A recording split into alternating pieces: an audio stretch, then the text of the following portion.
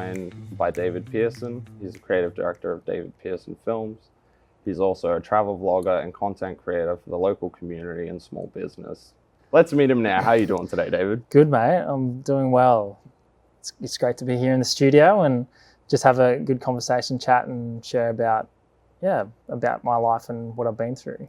So can you tell us, David, when did your interest in filmmaking begin? Filmmaking, yeah, that's a good one. I think when I was in high school, like I've always had an interest. There was a website called videocopilot.net, and this guy, Andrew Kramer, used to push out tutorials online. This was like before YouTube. I mean, it's all just community, like content that other community members make. Yeah, so I guess I got inspired by what this guy was doing with this software, and then I thought myself, this is something I could do at home and create sort of visual effects and content. And I remember doing a TAFE course, and one of the elements was we had to do a short film.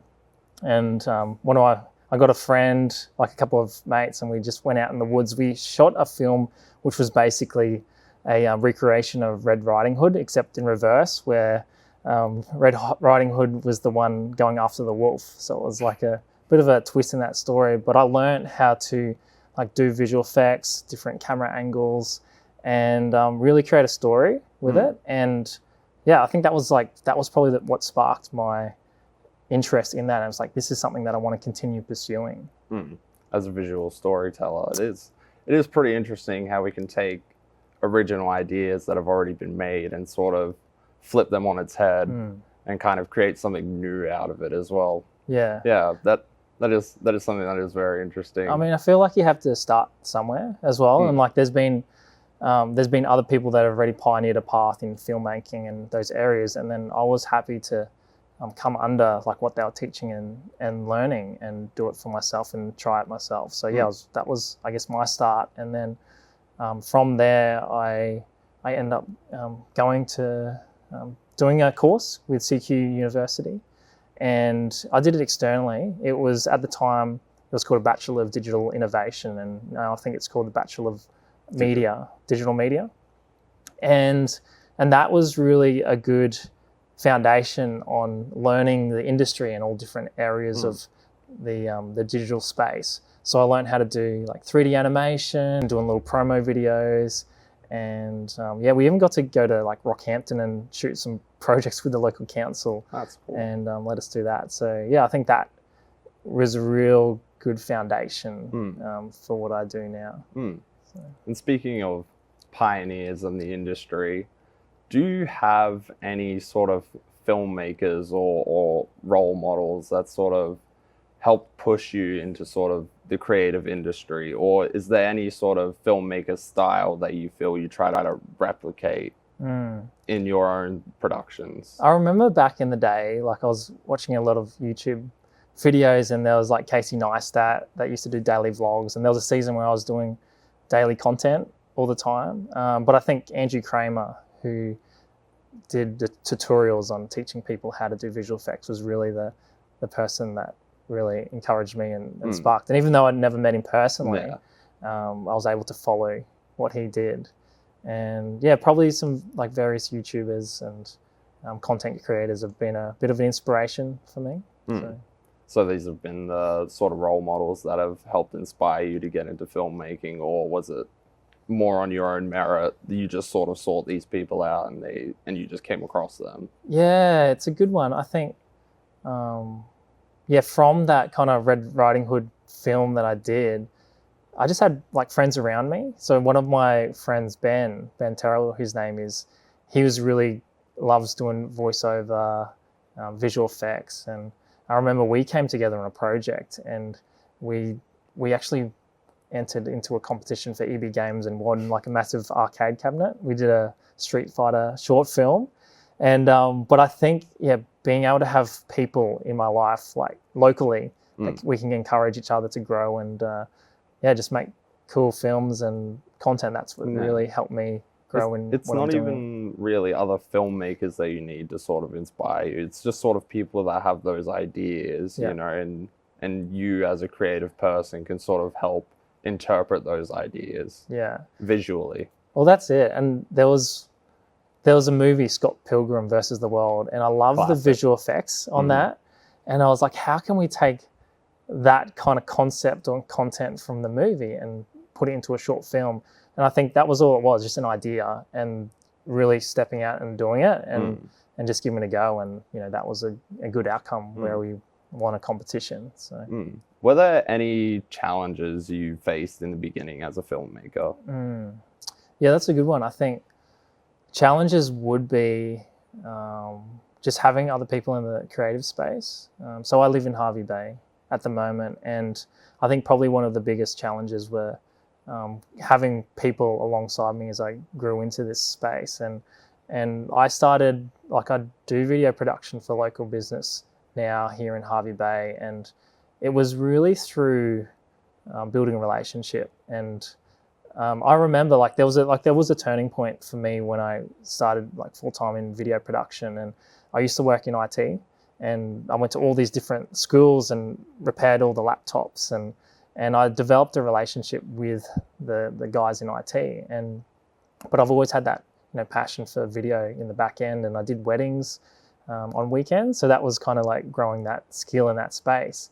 And then, like, I just remember that there was a turning point where I went to dinner with some of the IT guys from school, from one of the schools, and I showed them some content that I've done. And he's now the principal for one of the colleges, but he was like, "Hey, this is some good stuff. I want you to do some work for our school."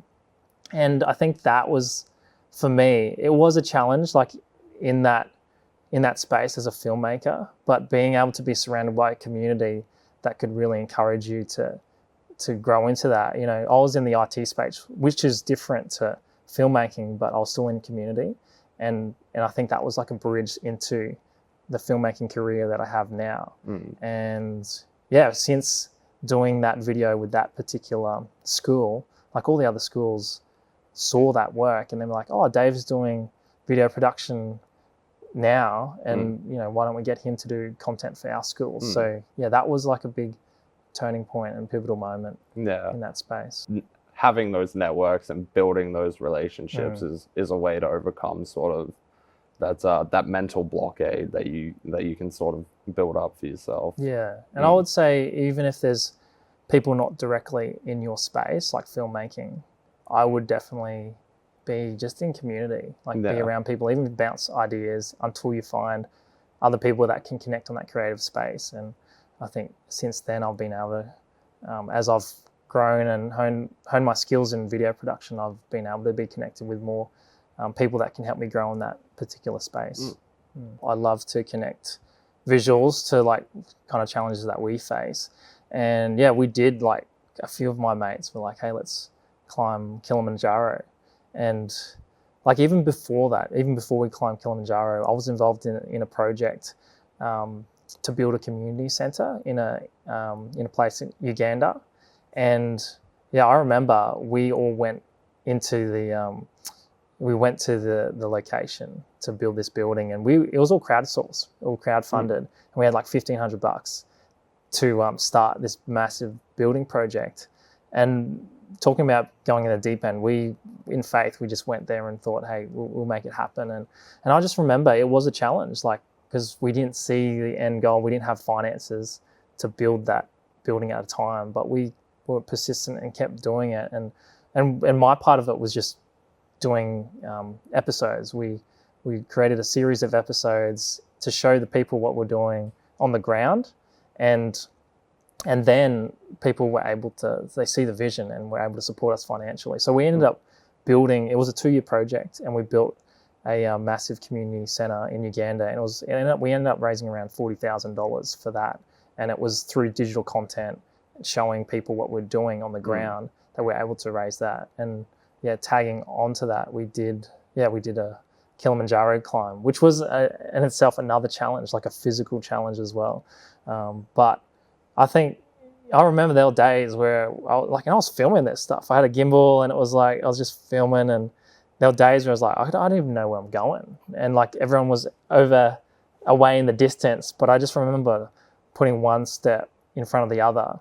And I think with anything that we do, the importance of just walking, yeah, obviously taking breaks and things like that. But as long as we have that, I guess, momentum and we're continually moving, it doesn't matter what pace we're going. But I think just be able to slowly move forward into our goals and what we're pursuing, I think that is what's helped me in my journey as a filmmaker. Yeah. Well, I mean, we can really look at sort of the big steps in life, but we can't really take those unless we, walk before running. What other sort of productions have you been part of, David? Yeah, so currently, like I've done a lot of work with tourism. I got my advanced open water license, which I can dive like 30 meters down below, and I've done tourism content. So there's a Tobruk it's between Bundy and Harvey Bay. They sunk a ship, the Tobruk. So I've worked on that. I've done a promotional video for that, just diving to the depths and shooting content there. Currently at the moment, I'm contracting for another company where we do virtual tours for schools, universities, and tourism destinations. So I get to fly around Australia and New Zealand doing that sort of work. And yeah, it's exciting. I love it. And yeah, especially as well, we do a bit of stuff with church as well, people's stories and testimonies, and yeah, just speaking to people on, how God's like changed their life and things like that. So it's really, really cool. Yeah, well, that's a very positive message to be sending. So I've watched a fair few of your productions, not all of them, obviously. Done your research. Yeah, in the research, done a fair bit of research. Yes, you're the creative director. Yeah, so you've got a bit of a hand in everything. Where would you rather see yourself? Sort of more on screen or off screen? Yeah, that is quite a good question. I'm working on this this YouTube channel at the moment called The Social Place, and I feel that's really where like I'm heading in terms of like documentary filmmaking and that sort of style, like do a bit of travel and really want to capture the essence of like us as people and building relationships. So I love like all elements. If I can hand my mates cameras, I will, and it's like, hey, I want to talk about this sort of stuff, and because I think in my mind I know what I want to speak about, and that kind of comes in its own challenge where I have to give them a camera and teach them how to use it and equip them.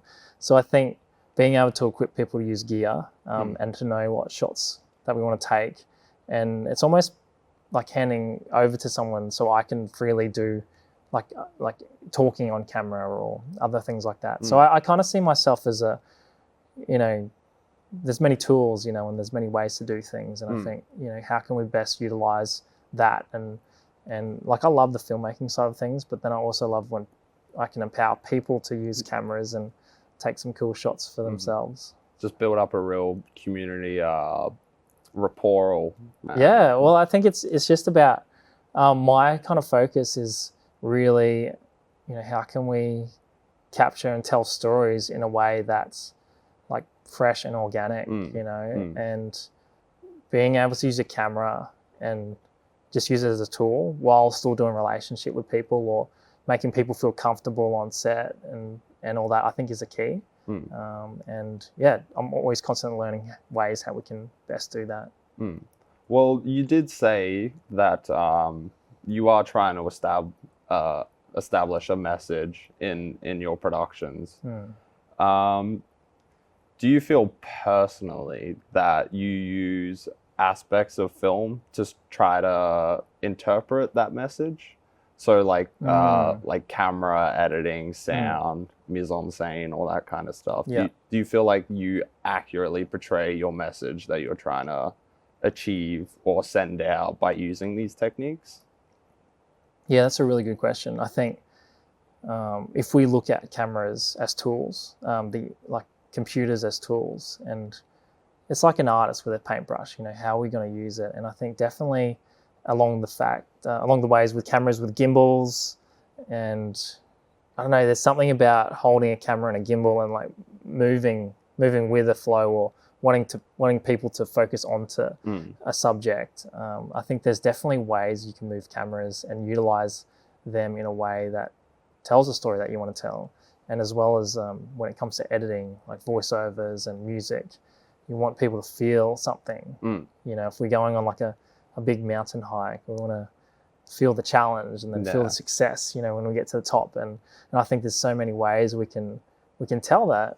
And it's like, how do we use the tools available to share that story? So, Yeah, well, there are all those aspects of film that people or creative filmmakers try to use to try to sort of interpret those messages. You know, I definitely feel that. You know, it's one of those things that I'm trying to work on all the time. You know, we have ideas in our head, and just the most important thing we can try to do is just try to present that in a sort of tolerable but also entertaining sort of way. Yeah. You know? No, it's good. And I think not every like production's going to turn out the way you envision it. And I remember, like I had this hard drive with all this content that I've shot over the last kind of years, and it's just sat there. And you know, sometimes we had to push through and be like, you know what, it's not going to be perfect, because I think I'm like a perfectionist. You know, I want everything to be perfect to a standard. But I think what's important is going back to like, let's continue stepping forward. Grab the gear that we've got, grab the footage, and let's put it out there for the world to see. And I think for me, like when I saw the hard drive of stuff, it's like, you know, it's like a farmer when he plants seeds. They're just in the storehouse and they're not being effective. You're not telling a message. It's just in the storehouse here. But once we start creating content, capturing content and planting out there in social media or YouTube, then we're able to help encourage and inspire people with the vision that we want to share with them. I definitely feel that's one of the most important parts as a visual storyteller. Sorry. But I think that's all we have time for today, David. It's been very nice having you. Thank you so much for coming on. And close it out with a quote. TV and film is able to change people's ideas or even their very way of life. And as filmmakers, we show our passion by scrutinizing meticulous detail in the hopes of inspiring another human being. This has been the Filmmaker's Journey. Thank you so much for watching, and we hope to see you next time.